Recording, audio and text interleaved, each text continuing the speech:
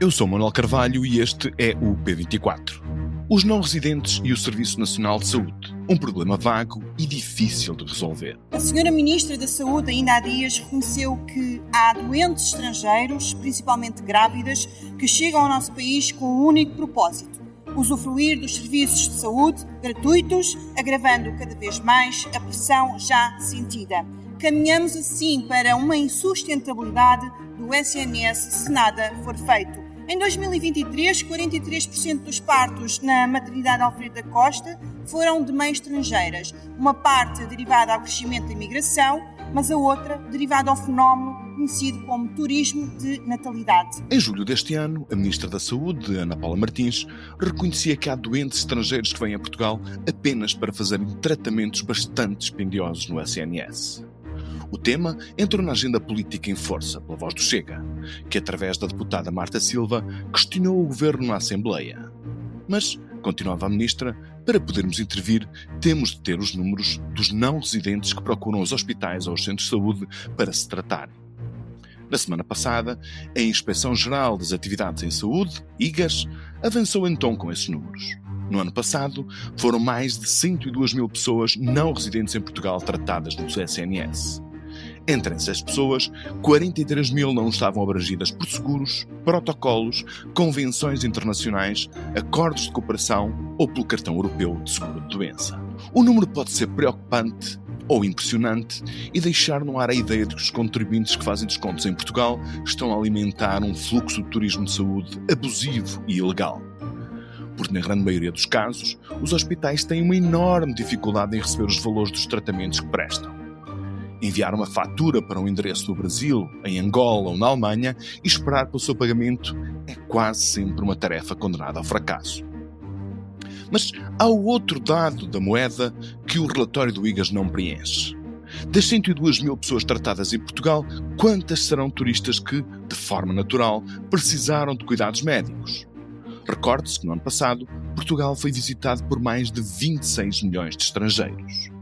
Depois, quantas dessas pessoas são imigrantes que trabalham e descontam cá, ainda que não tenham concluído o seu processo de regularização? O relatório não fornece estas respostas, mas os indícios acumulados pelos hospitais e as provas recolhidas na internet dão conta da existência de redes organizadas que ensinam ou organizam viagens de estrangeiros para aproveitarem a generosidade do SNS. Pela lei, nenhuma pessoa pode ser impedida de entrar num hospital e receber tratamento, seja estrangeiro ou não, possa pagar ou não. Uma nota mais: quem o faz não são os pobres, mas quem tem informações e dinheiro para viajar até Portugal para, dessa forma, beneficiar com a qualidade do SNS e evitar os altos custos de saúde nos seus países de origem. Como se resolve este problema? Como conseguimos manter a universalidade do SNS e ao mesmo tempo evitar abusos dos que o procuram pelo facto de ser gratuito? Para nos falar sobre estas questões, temos neste episódio Xavier Barreto, presidente da Associação Portuguesa dos Administradores Hospitalares. Xavier Barreto, licenciado em Ciências Farmacêuticas, pós-graduado em Administração Hospitalar pela Escola Nacional de Saúde Pública da Universidade Nova de Lisboa e em Gestão e Direção de Serviços de Saúde pela Porto Business School, da Universidade de Porto. É ainda diplomado em Estudos Avançados em Investigação em Ciências da Saúde pela Faculdade de Medicina da Universidade de Barcelona. Este é o P24, o seu dia começa aqui. Dr. Xavier Barreto, muito obrigado por vir a este episódio do P24. A IGAS fez um levantamento junto dos hospitais e concluiu que no ano passado foram assistidas no Serviço Nacional de Saúde mais de 100 mil pessoas sem residência no país. Este número surpreende-o? Bom, eu não digo que me surpreenda. Nós tínhamos já esta percepção de que existia, de facto, um grande número de doentes que seriam atendidos no Serviço Nacional de Saúde, de não residentes, e de facto que isso estava a ter um impacto significativo em alguns hospitais e em algumas áreas dentro dos hospitais. Portanto, não posso dizer que nos surpreenda. Não é ainda assim a razão pela qual nós temos os nossos serviços de urgência sobrelotados. Repare, 100 mil, apesar de tudo, 100 mil episódios são cerca de menos 2% dos nossos episódios de urgência. Não é esse o nosso principal problema, mas naturalmente que sim, que pesa nas operações e pesa nas questões dos custos dos hospitais, e portanto é um problema que tem que ser endereçado, que tem que ser resolvido. Portanto, falou que haverá alguns hospitais e alguns serviços que são particularmente mais sensíveis a esta procura. Nós sabemos, nomeadamente os da área do Algarve e de Lisboa, portanto, são os hospitais que são mais procurados, mas já agora, do ponto de vista de serviços, que tipo de procura que há mais por parte de não residentes em Portugal? Sim, eu diria que na obstetrícia, na infecciologia são dois serviços onde geralmente existe muito esta procura. Em algumas regiões do país, como disse, no Algarve, na região de Lisboa e Alentejo, portanto acontece menos na região norte, mas não quer dizer que não aconteça. Portanto, é um fenómeno que, apesar de tudo, está disseminado pelo país todo, mas que é mais prevalente, digamos assim, mais na região sul, mais em alguns serviços, como, por exemplo, a obstetrícia e infecciologia. Eu diria que este relatório, para ser mais informativo, nós devíamos ter aqui mais informação sobre quem são estes doentes, qual era a origem, que cuidados é que procuravam. Portanto, falta aqui alguma informação, se pagaram ou não, porque o relatório refere, no fundo, faz uma descrição dos métodos que os hospitais utilizam para tentar cobrar estes cuidados aos não residentes, que de facto têm que pagar esta prestação de cuidados, mas depois não nos diz quantas dessas tentativas de pagamento é que foram bem sucedidas, em quantos casos é que nós conseguimos efetivamente cobrar esses cuidados prestados a estes não residentes. E portanto eu diria que este relatório terá que ser, no futuro, este trabalho terá que ser prosseguido com outros relatórios, com outras análises mais detalhadas sobre o que é que acontece de facto, por exemplo, em termos de cobrança. Já lá vamos, enfim, há aqui outras dúvidas que este relatório nos coloca, mas agora deixa-me voltar só um pouco atrás. Disse, portanto, que são 2% dos episódios registados, portanto, pelo Serviço Nacional de Saúde, portanto, mesmo nos hospitais das regiões mais procuradas, portanto, não tem havido grandes problemas, portanto, em acolher estes utentes. Não, quer dizer, a imigração coloca uma pressão brutal em algumas regiões do país. Agora, do que estamos aqui a falar é de não residentes, não estamos Exatamente. a falar de imigrantes que são residentes, estamos a falar de pessoas que estão a passar por Portugal por uma qualquer razão, portanto, transitoriamente em Portugal.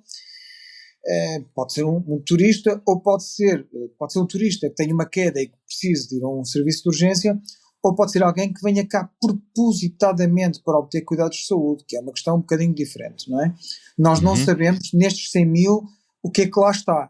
Se de facto, repare, Portugal teve um aumento, tem tido um aumento muito sustentado do seu turismo nos últimos anos. Estes 100 mil atendimentos podem ser resultado disso. Se nós temos mais turistas, é natural que tenhamos mais atendimento dos nossos serviços de urgência. Da mesma forma, podemos dizer, portanto, que há cerca de 300 mil imigrantes, portanto, que estão a trabalhar, a descontar para a Segurança Social e para o Fisco, que ainda não estão devidamente regularizados. Também pode haver, portanto, muita gente dessa camada da população. Com certeza. Portanto, tudo isso, repare, a imigração legal que já tem a sua situação regularizada. Os imigrantes que estão cá, que nós sabemos que estão a trabalhar e ainda não estão regularizados.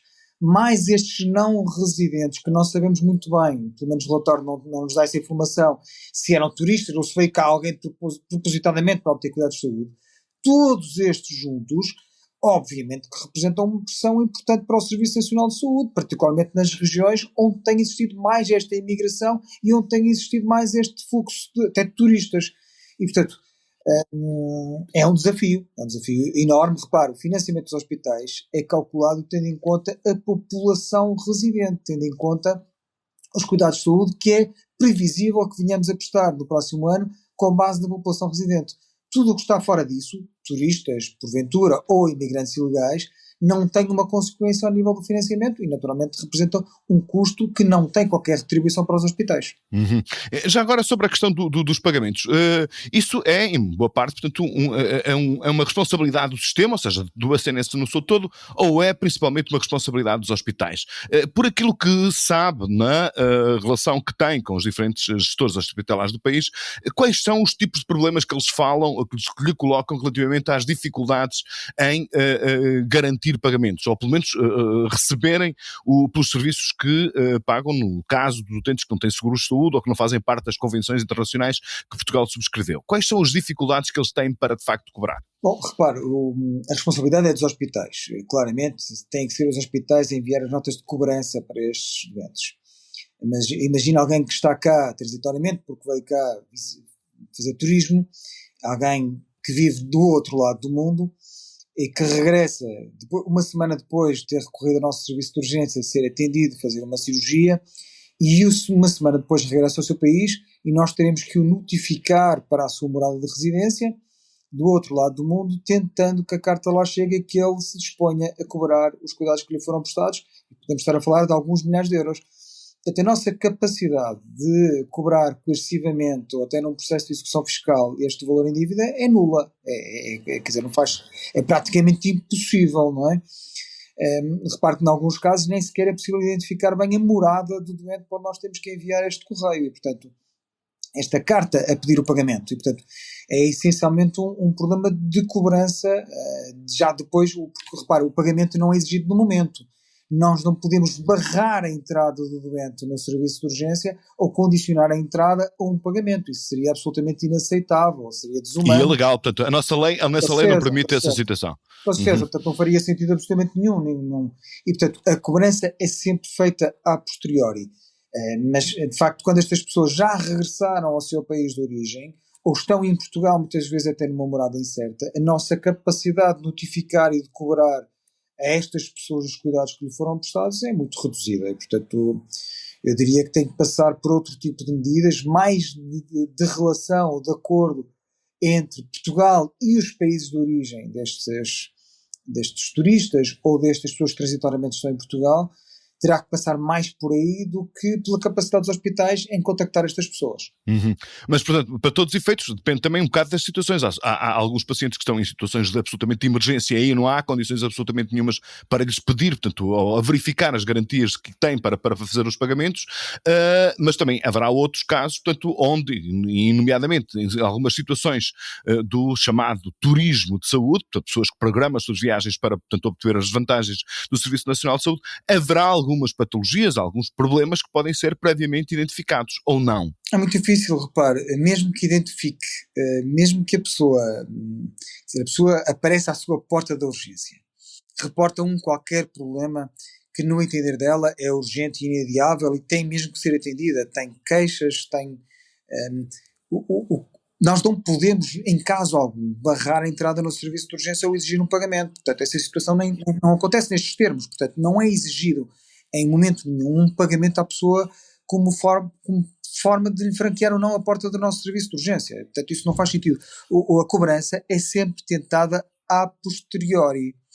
E a posteriori dependerá sempre, naturalmente, da boa fé de quem está do outro lado, querer ou não querer pagar, sabendo a pessoa que, na maior parte dos casos, nós não temos capacidade para depois lhe exigir este pagamento. Portanto, não...